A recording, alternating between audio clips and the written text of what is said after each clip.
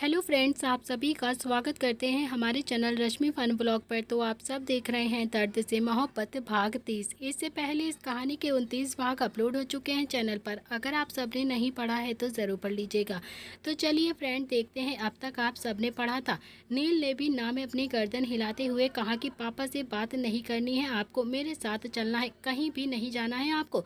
इतना कहकर उसने भी अपने पास रखा हुआ एक पार्सल उठाया और फिर संध्या की तरफ बढ़ाते हुए बोलता है कि ये आपका वेडिंग एनिवर्सरी गिफ्ट है, लेने से बिल्कुल भी मना मत करना। आप जल्दी से जाकर तैयार हो जाइए, मुझे भी लेट हो रहा है, हम दोनों को टाइम पर पहुंचना है। प्लीज़ मॉम, मना नहीं करेंगी, आप जल्दी से जाइए और रेडी होकर आइए, हम पापा को सरप्राइज़ देंगे। अब देखते हैं आगे इस कहानी में क्या होता है। फिर उसने भी दादी की तरफ देखा और कहा कि चंद्रकला, आप ऐसे ही चलेंगी या फिर तैयार होकर चलेंगी हमारे साथ?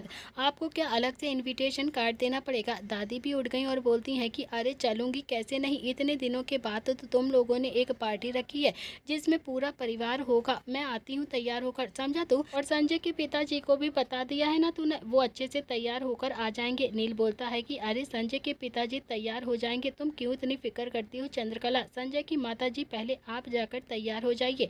तो वहीं संध्या भी उस पार्सल को पकड़कर खड़ी हुई थी। नील बोलता है कि माँ, सोच क्या रही हैं आप? जाकर जल्दी से चेंज कीजिए ना प्लीज, जाइए जल्दी से तैयार हो जाइए, पार्टी आज शाम की है, कल शाम की नहीं। संध्या बोलती है कि नील, कुछ गड़बड़ तो नहीं हो जाएगी ना वहाँ पर? तो नील बोलता है कि आपको अपने बेटे पर भरोसा नहीं है क्या माँ? प्लीज जाइए तैयार हुई।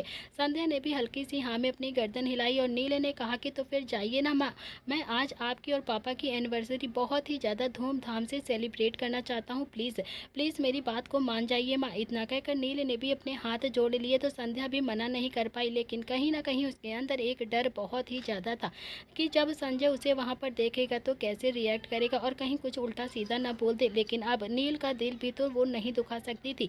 आखिरकार इतने सालों के बाद नील ने संध्या को लेकर कोई जिद की थी पहली बार। संध्या भी चुपचाप से उस पार्सल को लेकर सीधा नीचे चली गई और फिर करीब 1 घंटे के बाद दादी तैयार होकर बाहर आ जाती हैं। नील ने भी दादी को ऊपर से नीचे तक गौर से देखा और फिर एकदम से सीटी मारता हुआ बोलता है कि अरे चंद्रकला, आज भी एकदम से कत्ल करती हो तुम, कितनी ज्यादा सुंदर हो, दादाजी के दोस्तों का तो आज भी एकदम से कत्ल बेहाल कर दोगी तुम। चंद्रकला ने भी अगले ही पल नील के गाल पर एक चांटा जड़ दिया और बोली कि बकवास कम करिया कर तू, समझा तू? ये जो बकबक करता रहता है ना, मुझे ना बिल्कुल भी अच्छा नहीं लगता है। नील ने भी अपना कंधा चंद्रकला के कंधे से हल्का सा मारा और बोला कि अच्छा, तो फिर चंद्रकला क्या अच्छा लगता है, जरा ये तो बता दो। इस बार चंद्रकला भी मुस्कुराकर बोलती है कि तुम्हारे दादाजी, और कौन? नील ने भी अपनी दादी की तरफ एकदम खुश होकर बलाइयां लेकर कहा कि क्या बात है, लगता है कि ये जो प्यार का भूत है ना, ये हमें विरासत में ही मिला है। चंद्रकला ने भी हैरानी से नील की तरफ देखा तो नील बोलता है कि अरे मजाक कर रहा हूँ दादी, मजाक। इतना कहकर उसने भी अब सीढ़ियों की तरफ देखा जहाँ से अभी संध्या अपनी साड़ी को संभालते हुए धीरे धीरे नीचे आ रही थी। संध्या ने भी आज सुर्ख लाल रंग की जॉर्जेट की साड़ी पहनी हुई थी, जिसमें दो राय बिल्कुल भी नहीं थी कि वो बहुत ही ज्यादा खूबसूरत लग रही थी। संध्या पहले से ही बहुत ज्यादा खूबसूरत थी, उसने आज पूरा मेकअप किया हुआ था, जिस वजह से नील और चंद्रकला दोनों की ही आंखें अब संध्या पर ही आकर टिक गई थी और दोनों ही काफी ज्यादा मुस्कुरा रहे थे।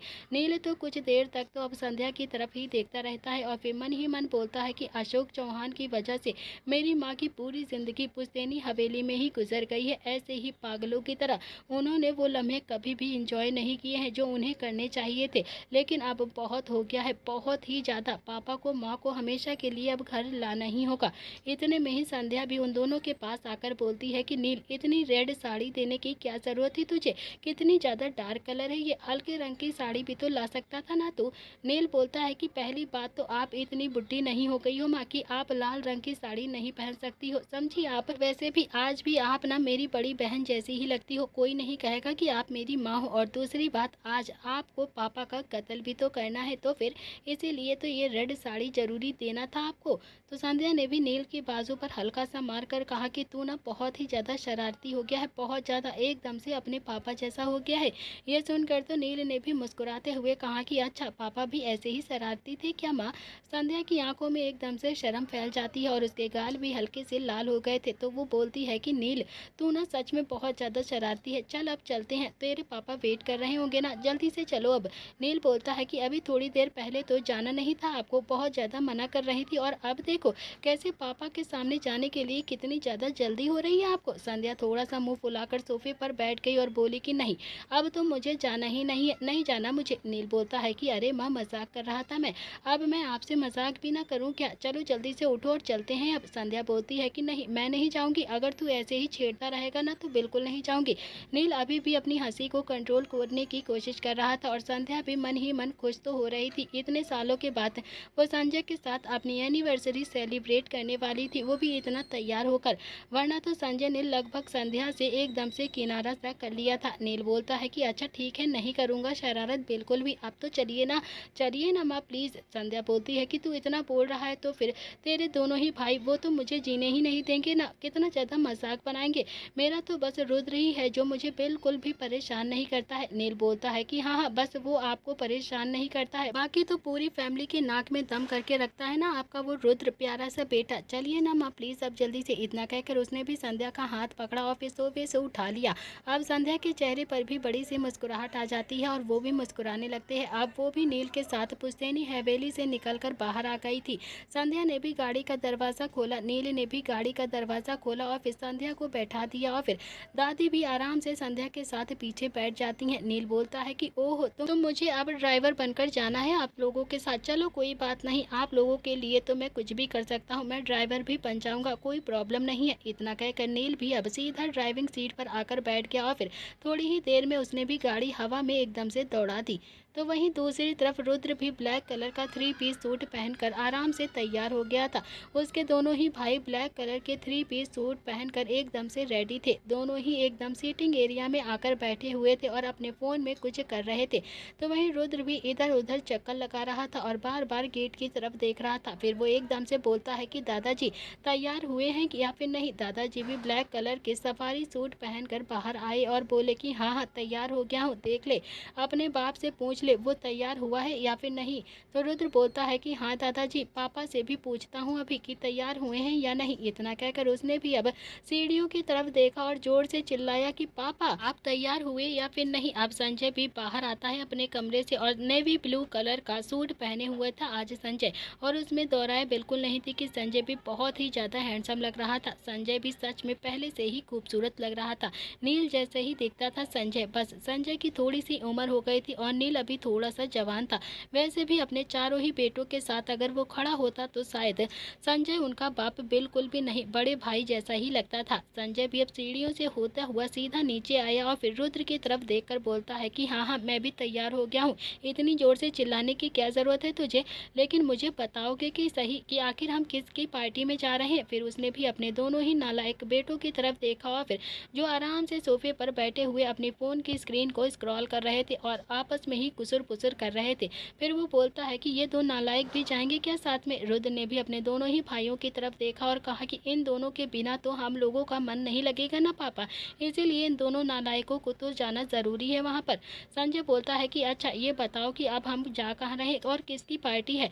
रुद्र बोलता है कि अरे चलिए तो सही, बता भी दूंगा आपको कि हम लोग कहाँ जा रहे हैं, इतनी भी जल्दी क्या है। इतना कहकर उसने भी अब संजय की बाजू पकड़ी और फिर बाहर लेकर जाने लगा। लेकिन तभी शुभ और निहाल दोनों ही एक साथ बोलते हैं कि एक मिनट, हमने तो पापा को विश भी नहीं किया है अभी तक। इतना कहकर वो दोनों ही जल्दी से आगे आए और फिर दोनों ने ही एक साथ संजय के पैर छूकर कहा कि हैप्पी एनिवर्सरी पापा। संजय के चेहरे पर भी बड़ी सी मुस्कुराहट आ जाती है और वो भी अपने दोनों ही नालायक बेटों की तरफ देखकर बोलता है कि थैंक यू, कहीं ये पार्टी मेरी एनिवर्सरी की तो नहीं है। शुभ और रुद्र दोनों ने ही ना में अपनी गर्दन हिलाई और फिर निहाल ने हाँ में अपनी गर्दन हिला दी। तो वहीं पीछे खड़े दादाजी, उन्हें तो एकदम से हंसी आ रही थी कि वो जैसे तैसे अपनी हंसी को कंट्रोल करने की कोशिश कर रहे थे। कुछ भी कहो, लेकिन दादाजी भी अपने बच्चों के सही और गलत में हमेशा उनका साथ देते थे, वो चाहे जैसा भी कर्म करते, मगर दादाजी उन चारों नालायकों के साथ ही रहते। तो वहीं संजय ने भी एक नज़र निहाल की तरफ देखा और फिर एक नज़र रुद्र और शुभ की तरफ देखा।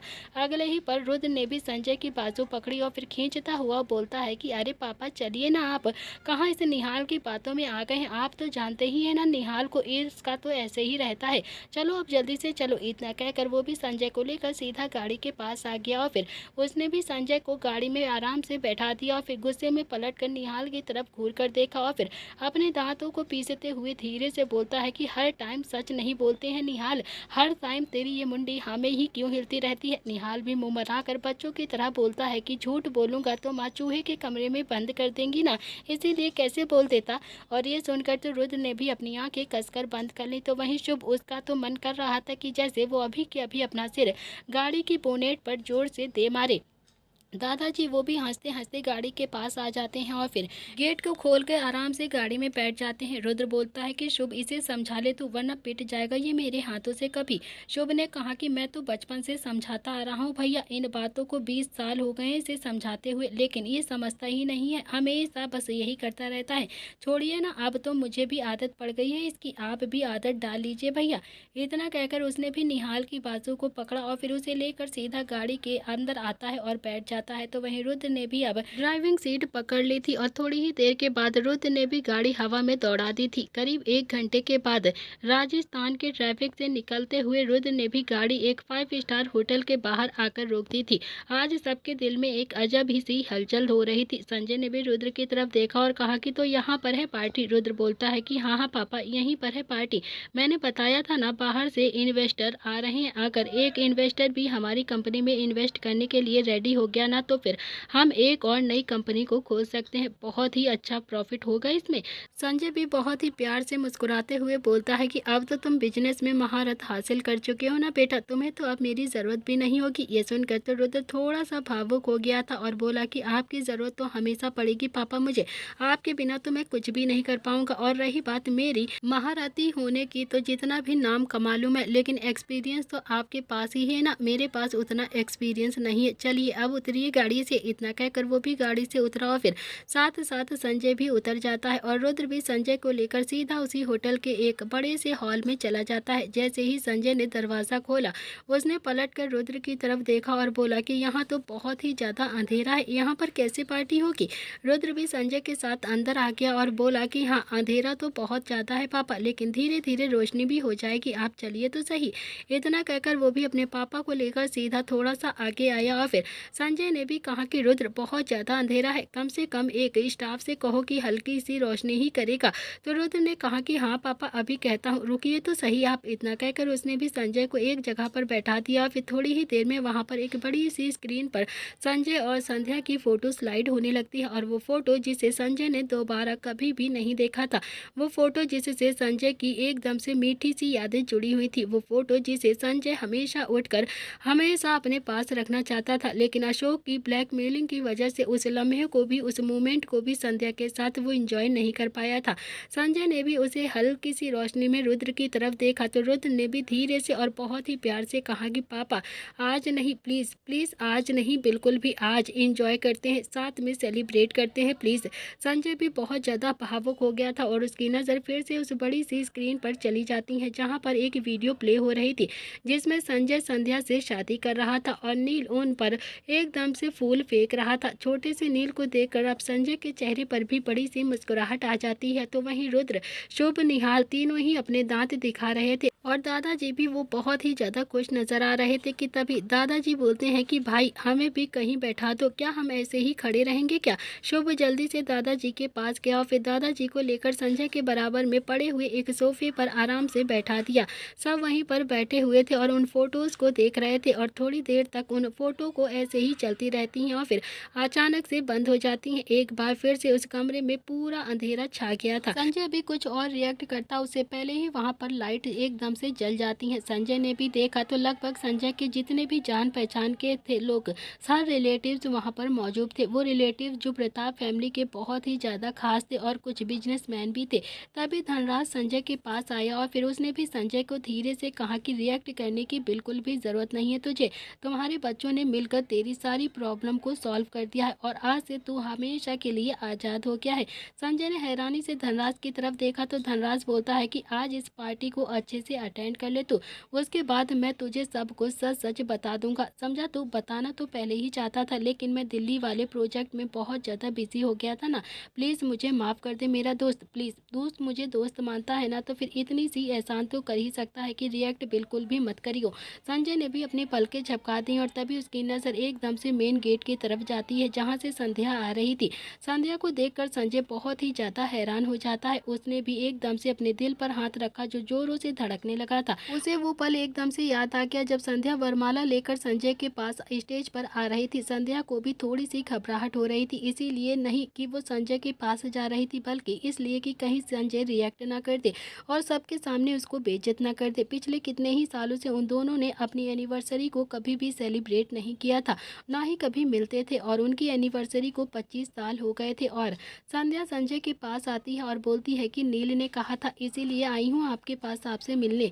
संजय ने भी मुस्कुरा कर कहा कि कोई बात नहीं, अब आ गई हो तो फिर सेलिब्रेट भी कर लेते हैं ना, इतना घबराने की क्या ज़रूरत है, बच्चों का दिल रह जाएगा और खुश हो जाएंगे सब। संध्या के चेहरे पर भी मीठी सी मुस्कुराहट आ गई थी और फिर संजय ने भी बिना ये सोचे समझे कि वहाँ पर कितने ही लोग खड़े हैं, हल्का सा संध्या के माथे पर छोटा सा किस किया और बहुत ही प्यारे से बोला कि बहुत ही ज़्यादा खूबसूरत लग रही हो तुम, बहुत ही ज़्यादा। संध्या के चेहरे पर भी एक मीठी सी मुस्कुराहट आ जाती है और तभी नील ने भी एक वेटर की तरफ देखा और कहा कि केक लेकर आओ भाई, जल्दी से केक लाओ, आज मेरे मम्मी पापा की 25वीं एनिवर्सरी है, क्या ऐसे ही खड़े रहेंगे क्या हम। संध्या और संजय दोनों ही एकदम से अपने चेहरे पर मुस्कुराहट लेकर खड़े थे, तो वहीं दादी भी आकर अब दादाजी के पास बैठ गई और थोड़ी ही देर में वहाँ पर एक वाइट कलर का बड़ा सा केक आता है जो बहुत ही ज़्यादा बड़ा था। उस पर बड़े बड़े अक्षरों में लिखा हुआ था संजय की संध्या हैप्पी एनिवर्सरी, और बहुत ही खूबसूरत डिजाइन में वो केक दिख रहा था। नील ने भी संजय और संध्या की तरफ देखा और चाकू बढ़ाते हुए कहा कि पापा मम्मा जल्दी से केक को कट कर दीजिए, उसके बाद डांस भी तो करेंगे, मस्ती वाला डांस होने वाला है अब। तो संध्या और संजय दोनों के चेहरे पर एक बार फिर से मुस्कुराहट आ जाती है और फिर दोनों ने ही चाकू ले लिया और फिर वो दोनों ही अब केक को कट करने ही वाले थे कि तभी उसी हॉल में एकदम से अशोक चौहान और सोमनाथ चौहान दोनों ही एंट्री ले लेते हैं। दोनों को वहाँ पर देखकर संजय के चेहरे के रंग एकदम से उड़ गए थे, जबकि रुद्र और नील दोनों की ही आंखों में एकदम से गुस्सा उतर आया था। धनराज ने तो अपनी हथेली अपने माथे पर मारकर धीरे से कहा कि यार ये भी बिना मरे नहीं मारेंगे, ऐसे ही नहीं मान सकते हैं, ये नहीं जानते हैं कि इस बार ये संजय से नहीं जबकि नीलकंठ प्रताप और रुद्राक्ष प्रताप सिंह से टकरा रहे हैं। सोमनाथ और अशोक को वहां पर देखकर रुद्र और नील दोनों ने ही एकदम से अपनी भौएं तान गई थी। रुद्र एक कदम उन दोनों की तरफ आगे बढ़ता है तो नील ने भी उसका हाथ पकड़कर थोड़ा सा उसे पीछे किया और धीरे से बोलता है कि कुछ भी मत कर, कुछ मत कर, अभी इनके साथ इनका वार इन्हीं पर ही उल्टा पड़ेगा, तू बस देखता जा कि अभी क्या होता है। रुद्र ने भी दांत पीसते हुए कहा कि लेकिन ये लोग आए ही क्यों हैं हमारी पार्टी में, इतने सालों के बाद तो हमारे घर में खुशियां सेलिब्रेट हो रही हैं भाई, माँ पापा इतने ज़्यादा खुश नजर आ रहे हैं, रिश्तेदारों से भी हंस हंस कर मुस्कुरा कर बातें कर रहे हैं और फिर ये दोनों भी हमारी खुशियों को आग लगाने के लिए आ गए हैं। मुझे ना अभी के अभी इनको ख़त्म करना है, आज ही जान से मार देता हूँ इन दोनों को। रुद्र ने भी गुस्से में अशोक चौहान और सोमनाथ की तरफ घूर कर देखा तो नील ने भी उसकी बाजू दबाते हुए धीरे से कहा और बहुत ही प्यार से समझाते हुए फिर से कहा कि रुद्र रुद्र प्लीज़ मेरी बात सुन, तू यहाँ पर बहुत सारे लोग आए हैं, बहुत सारे रिश्तेदार हैं, अगर तू पहले करेगा ना तो फिर लोग तुझे ही गलत समझेंगे और मेरे छोटे भाई को कोई भी गलत समझे ना मैं बिल्कुल भी बर्दाश्त नहीं कर सकता हूँ, इसीलिए तू बस शांति बनाए रख, तू बस देखता जा कि अभी क्या होने वाला है। इन्हें क्या लगता है कि हम भाइयों को हराना बहुत ज़्यादा आसान है, अभी ये नहीं जानते हैं कि संजय से नहीं जबकि अब ये संजय के बेटों से टकरा रहा है, तो अब तो इसका वार इस पर ही उल्टा पड़ेगा। तो वहीं संजय ने भी उन दोनों की तरफ देखा तो उसके चेहरे के रंग एकदम से उड़ गए थे। उसने एक नज़र धनराज की तरफ देखा तो धनराज ने भी अपने माथे पर पसीना पोंछ लिया, क्योंकि धनराज को भी नहीं पता था कि नील और रुद्र का आगे का क्या प्लान है और इसी वजह से कहीं ना कहीं उसे भी थोड़ा सा डर लग रहा था। तो वहीं अशोक भी पूरे कॉन्फिडेंट के साथ संजय के सामने आकर खड़ा हो गया था और बोलता है कि शादी की 25वीं साल गिरह मुबारक हो तुम्हें संजय। फिर उसने भी संध्या को ऊपर से नीचे तक घूर कर देखा और फिर बोलता है कि क्या बात है संध्या, तुम तो आज भी वैसी की वैसी हो जैसे कि 25 साल पहले थी। तुम्हारी खूबसूरती तो अभी भी वैसे ही चमक रही है। ये सुनकर तो संजय की आंखों में एकदम से गुस्सा उतर आया और उसने भी एक नज़र सोमनाथ की तरफ घूर कर देखा और फिर अशोक को, जिसने कि अपना हाथ आगे बढ़ाया हुआ था ताकि संजय उससे हैंड शेक कर ले। तो संजय को अभी भी नहीं पता था कि उसके बच्चों ने क्या किया है और अब तो उसे बहुत ज़्यादा डर भी लगने लगा था। वो भी अब अशोक चौहान के वहाँ पर आने से थोड़ा सा घबरा रहा था। वो इज्जत जिसे संभालते हुए संजय को 25 साल हो गए थे अपनी संध्या से दूर होते हुए, वो इज्जत आज सही में कहीं उछल ना जाए, उसे बहुत ज़्यादा डर लग रहा था। उसे ऐसा लग रहा था कि जैसे आज वो इज्जत नीलाम हो जाएगी सबके सामने।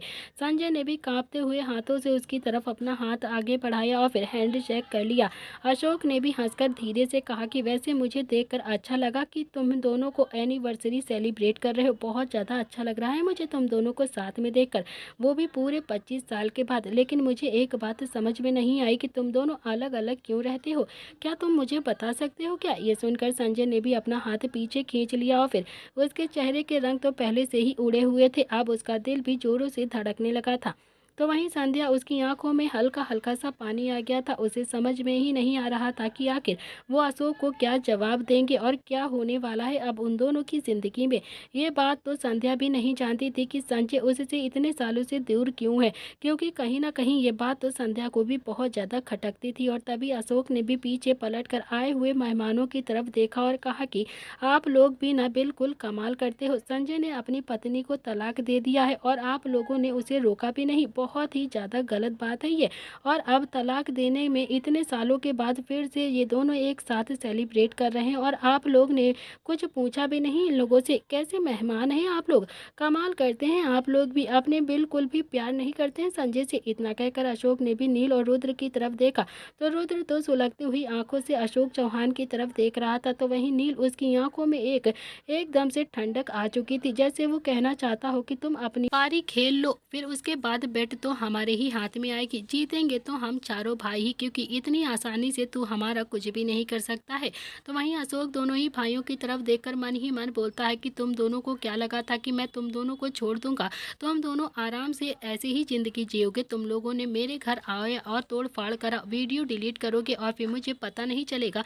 सब कुछ पता है मुझे, बहुत शौक है ना इनकम टैक्स ऑफिसर बनने का तुम्हें, तो आज तुम्हें दिखाई ही देता हूँ अशोक चौहान क्या चीज है। आज तुम्हारे पापा की इज्जत यहीं पर नीलाम कर दूंगा सबके सामने और फिर आराम से इनकम टैक्स ऑफिसर बनना, जितना भी शौक चढ़ा है ना सारा उतर जाएगा। अशोक ने फिर से मेहमानों की तरफ देखा और कहा कि अरे आप लोग ऐसे क्या देख रहे हो इतनी हैरानी से, मैं बिल्कुल सच कह रहा हूँ, बिल्कुल सच। संध्या और संजय दोनों ने ही तलाक लिया हुआ है एक दूसरे से, तभी तो संध्या पुश्तैनी हवेली में हमेशा के लिए रहने लगी है 25 सालों से। ये सुनकर तो सभी मेहमान एक दूसरे को हैरानी से देखने लगते हैं और खुसर फुसर करने लगते हैं।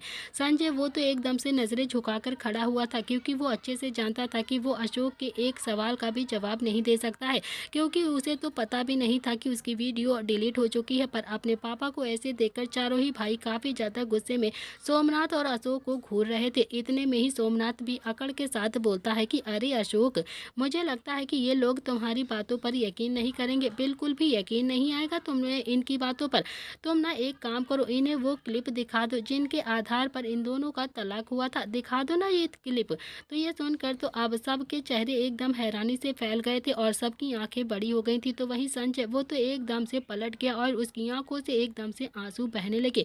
अपनी आंखों के सामने वो अपनी इज्जत को नीलाम होता हुआ बिल्कुल भी नहीं देख सकता था। उसके तो जैसे रोंगटे भी खड़े हो चुके थे, उसकी आंखों में पानी आ गया था और उसने भी अपनी आंखें कसकर बंद कर ली थी। तो वहीं संध्या, उसे कुछ भी समझ में नहीं आ रहा था और कहीं ना कहीं बुरा भी बहुत ज़्यादा लग रहा था। उसकी आंखें भी हल्की सी नम हो गई थी, लेकिन उसने भी जैसे तैसे खुद को कंट्रोल कर लिया था। और इतने में ही सोमनाथ ने भी अपनी जेब में से एक पेन ड्राइव निकाली और फिर एक आदमी की तरफ देखकर कहा कि मैनेजर, यहाँ पर आइए आप और इस पेन ड्राइव को ना इस स्क्रीन पर लगा दीजिए। वो आदमी भी सोमनाथ के पास आया और फिर सोमनाथ ने भी उसके हाथ में पेन ड्राइव दे दी। सोमनाथ भी बोलता है कि जाओ, अब इसे लेकर जाओ और स्क्रीन पर चला दो। जहाँ पर संध्या और संजय की फोटो स्लाइड हो रही थी ना, वह ठीक वहीं पर ये सारी चीज़ें आनी चाहिए।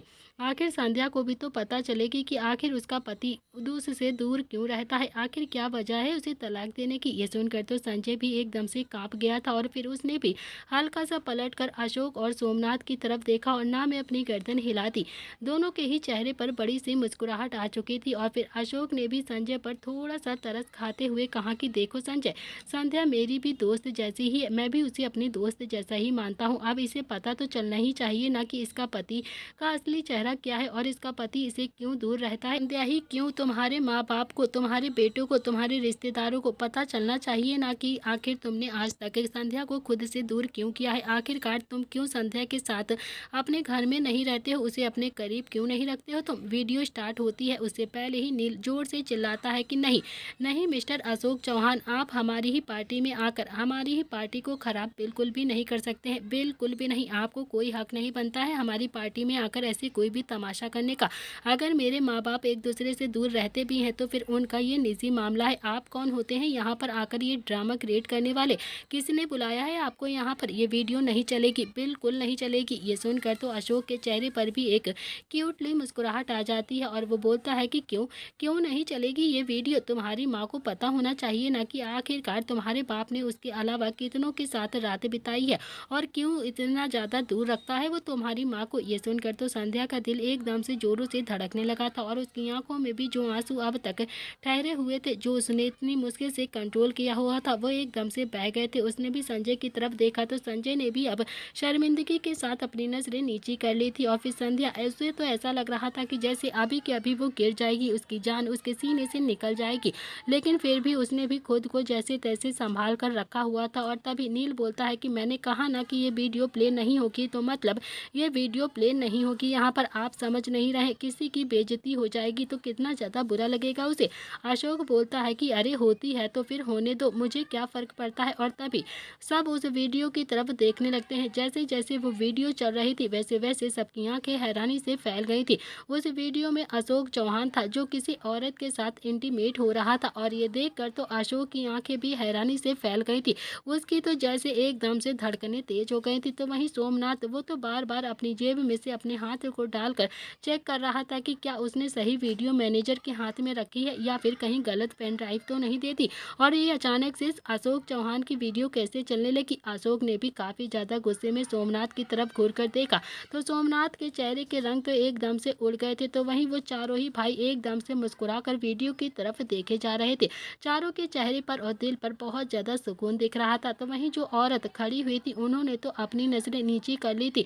वहाँ की सारी औरतें आपस में ही घुसर फुसर करने लगती हैं।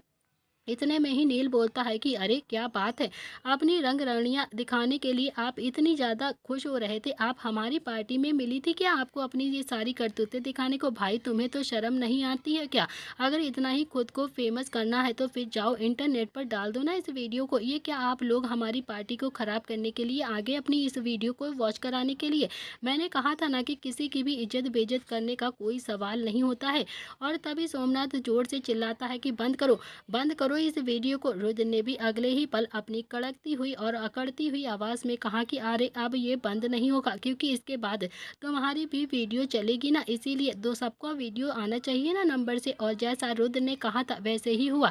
जैसे ही सोमनाथ उस औरत की वीडियो को ख़त्म होता है वैसे ही एक वीडियो और चलती है जिसमें सोमनाथ किसी के साथ इंटीमेट हो रहा था। और कर तो अब सोमनाथ और अशोक दोनों के पैरों तले जमीन खिसक जाती है। दोनों की ही आंखें हैरानी से बड़ी हो गई थी और दोनों ही एकदम से अपने आप में ही एकदम से खिसिया गए थे। जबकि चारों ही भाइयों के चेहरे पर बड़ी सी मुस्कुराहट थी। तभी निहाल बोलता है कि अरे ये क्या गंदा मचा दिया है, क्या गंद मचा के रख दिया आपने हमारी पार्टी में। अरे राम राम राम राम, इतने भी गंदे और नीच इंसान हैं आप, मैंने तो कभी सोचा भी नहीं थे। मेरे माँ बाप सुबह उठकर पूजा करते हैं और हम भी इतना ज़्यादा पूजा करने की सलाह देते हैं हमें, और आप लोग हमारी ही पार्टी में आकर ये अश्लीलता फैला रहे हैं। कितने ज़्यादा बेशरम लोग हैं आप दोनों। अरे अगर अपने बारे में दुनिया को बताने का इतना ही ज़्यादा ज़्यादा शौक चढ़ा है तो फिर जाओ जाओ ना, अपनी पार्टी कर लो, जाकर अपनी ही पार्टी में ये सारी चीज़ें बता दो। हमारे माँ बाप की एनिवर्सरी क्यों ख़राब कर दिया कर यहाँ पर। हे भगवान, राम राम राम, कैसा ज़माना आ गया है। बुढ़ापे में भी इतना कहकर निहाल तो जाकर चंद्रकला के पास खड़ा हो गया और फिर उसने भी अपना सिर चंद्रकला की बाजू पर रख लिया। तो वहीं शुभ भी देखकर बोलता है कि अरे बंद करो यार, बंद करो, ये सब क्या दिखा रहे हो, ये ना तुम तो बच्चों को पूरी तरह से बिगाड़ दोगे। हे भगवान, ये सब कुछ देखने से पहले मैं अंधा क्यों नहीं हो क्या, मेरी आंखें क्यों नहीं निकाली तुमने। मैंने तो आज तक किसी भी सीरियल में भी किसी को किस करते हुए नहीं देखा है। तुरंत ही अपनी आंखों को बंद कर लेता हूँ मैं, और यहाँ तो पूरी की पूरी पिक्चर ही चल रही है। हे भगवान, कैसे लोग हैं ये दोनों, उम्र का भी कोई लिहाज नहीं करते हैं। बंद करो, सुना नहीं है क्या, बंद करो जल्दी से, मेरे भाई ने क्या कहा था, बंद करो जल्दी। और तभी वो वीडियो एकदम से बंद हो जाती है। और जैसे ही वो वीडियो बंद हुई, वहाँ पर सारे लोग खड़े हुए अशोक और सोमनाथ को हैरानी से देखने लगते हैं और तरह तरह की बातें करने लगते हैं। अशोक भी अपनी सफाई देते हुए बोलता है कि ये वीडियो किसी ने चेंज किया है। ये सुनकर तो रुद्र और नील दोनों ही ताली बजाने लगते हैं। नील बोलता है कि ये जो वीडियो वाला गेम है ना, ये हम फर्स्ट सीजन में खेलते आए हैं, ऐसे ही करते हैं हम। अब आपको पता चल गया ना, इसीलिए हमसे थोड़ा सा दूरी बनाकर ही रखना और हाँ, बचकर रहना हम चारों ही भाइयों से, नहीं तो इस बार तो सिर्फ अभी इतनी ही बेइज्जती हुई, आगे पता नहीं क्या क्या होगा। आज के बाद हमारे माँ बाप की खुशियों में आग लगाने की कोशिश भी की ना तो फिर तुम्हारी ये वीडियो इंटरनेट पर वायरल हो जाएगी, समझे तुम लोग। फिर करते रहना अपने आप को कॉन्फ्रेंस और देते रहना अपनी सफाई सबके सामने। शर्म नहीं आती है तुम दोनों को, किसी की खुशियों को आग लगाते हुए, बेशरम कहीं के, निकल जाओ इस पार्टी से अभी के अभी। ये सब कुछ देखकर तो संजय को कहीं ना कहीं एकदम से राहत महसूस हो गई थी। उसे जो धनराज ने कहा था कि उसके बेटों ने सब कुछ संभाल लिया है, उसे अब जाकर समझ में आ गया था कि सच में उसके बेटों ने सब कुछ संभाल लिया और शायद अब उसे अपनी संध्या से दूर रहने की जरूरत भी नहीं पड़ेगी। लेकिन फिर भी उसकी नजरें अभी भी शर्मिंदगी से अभी भी झुकी हुई थी। उसे अभी भी पार्टी में ये सब कुछ देखकर बिल्कुल भी अच्छा नहीं लग रहा था। तो वहीं संध्या ने भी अपने आंसुओं को पोंछ लिया और फिर संजय की तरफ देखा तो संजय ने भी धीरे से कहा कि क्यों आई थी तुम यहाँ पर, क्यों आई तुम यहाँ पर। संध्या जो पहले से ही इतना ज्यादा परेशान हो गई थी, उसके पैरों तले तो जमीन एकदम से खिसक गई थी। वो भी हैरानी से अब संजय की तरफ ही देख रही थी। संजय ने भी फिर से संध्या की तरफ देखा और कहा कि अगर मैंने तुम्हें खुद से दूर किया है तो फिर क्या इसके पीछे रीजन नहीं होगा क्या, तुम्हें खुद ही सोचना चाहिए, कोई तो बड़ा सॉलिड रीजन होगा तुम्हें खुद से दूर करना। बहुत बड़ा रीजन था मेरे पास, लेकिन तुम यहाँ पर आकर मेरे विश्वास को तोड़ दिया है। तुमने वादा किया था ना कि जब तक मैं नहीं बुलाऊंगा तुम नहीं आओगी मेरे पास, मगर फिर भी तुम आ गई ना मेरे पास। संध्या की आंखों में एक बार फिर से पानी एकदम से टपकने लगता है और फिर संजय बोलता है कि नहीं नहीं आना चाहिए था तुम्हें संध्या यहाँ पर, बिल्कुल भी नहीं। संध्या कुछ बोल नहीं रही थी, बस संजय की तरफ हैरानी से देख रही थी और आज वो काफी ज्यादा खुश थी कि शायद सब कुछ ठीक हो जाएगा। लेकिन एक बार फिर से संध्या का दिल पहले की तरह टूट गया था और इस बार फिर से उसे एकदम से लज्जत ही मिली थी कि तभी मेहमानों में से किसी ने कहा कि अशोक चौहान, तुम्हें शर्म आनी चाहिए, किसी की पार्टी को बर्बाद करते हुए तुमने एक बार भी नहीं सोचा, तुम तो सच में बहुत ही ज्यादा गिरे किस्म के इंसान हो। वहीं खड़ी एक औरत ने भी कहा कि अरे इन्हें क्या शर्म आएगी, दोनों के दोनों ही पत्नियों ने तलाक दे दिया है दोनों को, इसी वजह से तो तलाक दिया होगा ना दोनों को। कितने गिरे हुए इंसान हो तुम दोनों, क्योंकि दोनों ही बाहर रंगललिया जो मनाते हो। अरे अच्छा हुआ है, ऐसे आदमियों के साथ रहेगा भी कौन, कितने ज्यादा नीच इंसान हो तुम दोनों, मुझे तो सोचकर भी शर्म आती है तुम दोनों के बारे में, इस उम्र में भी ऐसे शौक रखते हो तुम। अशोक चौहान और सोमनाथ दोनों ही एकदम से बेइज्जत हो रहे थे और पूरी भीड़ उन्हें उल्टा सीधा कह रही थी। दोनों ने ही नहीं सोचा था कभी सपने में भी कि वो संजय को इज्जत उतारने के लिए आएंगे और फिर संजय के बेटे उन्हीं की ही इज्जत उतार कर सबके सामने रख देंगे। अगले ही पल रुद्र ने भी अशोक का कॉलर पकड़ा और फिर दोनों ही भाई उन दोनों को घसीटते हुए हॉल से बाहर लेकर गए और दोनों ने ही उन दोनों को लेकर सीधा पार्किंग एरिया में लेकर आए और फिर एक साथ ही दोनों ने अशोक और सोमनाथ को जोर से झटक दिया। रुद्र ने भी अब उंगली दिखाते हुए चिल्लाते हुए कहा कि एक बार माफ करता हूँ मैं, एक बार सिर्फ, दूसरी बात छोड़ता नहीं हूँ मैं, तीसरी बार अगर कुछ भी उल्टा सीधा करने की कोशिश भी की ना तो फिर सांस लेने के लायक भी नहीं छोड़ूंगा तुम दोनों को। मेरे मम्मी पापा की एनिवर्सरी नहीं होती ना तो शायद यही जमीन में जिंदा काट देता तुम दोनों को। नील बोलता है कि सुना ना मेरे भाई ने क्या कहा है तुम दोनों से, निकलो यहाँ से अभी के अभी और कभी भी अब शकल ना दिखाना मुझे अपनी, और आज के बाद मेरी और मेरी फैमिली को एकदम से नुकसान पहुंचाने की कोशिश भी की ना तो सच कहता हूँ मुझे खुद नहीं पता है कि मैं क्या करूँगा तुम दोनों के साथ। चुपचाप से निकलो यहाँ से अभी के अभी। अशोक और सोमनाथ दोनों ही काफ़ी ज़्यादा गुस्से में उन दोनों को देख रहे थे। सोमनाथ बोलता है कि देख लूँगा तुझे। रुद्र ने भी कड़कती हुई आवाज़ में कहा कि मैं देखने के लायक छोड़ूंगा तो देखेगा ना तू मुझे। चल निकल निकल, जल्दी से निकल यहाँ से। मेरा दिमाग घूम गया ना तो फिर दौड़ा दौड़ा कर मारूंगा भी यहीं इसी एरिया में, समझा तू। अशोक और सोमनाथ दोनों ही काफ़ी ज़्यादा गुस्से में थे, लेकिन रुद्र और नील की बातों से वो एकदम से समझ गए थे कि उन्हें यहाँ से अभी निकलना ही बेहतर होगा। वो दोनों भी काफ़ी ज़्यादा गुस्से से वहाँ से निकल जाते हैं। तो दोस्तों, इसी के साथ इस कहानी का आज का एपिसोड यहाँ पर समाप्त होता है। क्या संजय फिर से करेगा संध्या पर गुस्सा, और क्या फिर से एक बार हो जाएगी संध्या संजय से दूर? क्या रुद्र और नील बचा पाएंगे अपने माँ पापा का रिश्ता? आगे क्या होगा कहानी में, ये सारी चीज़ें पता चलेंगी आपको कल के एपिसोड में। आज के लिए इतना ही। Thank you friends.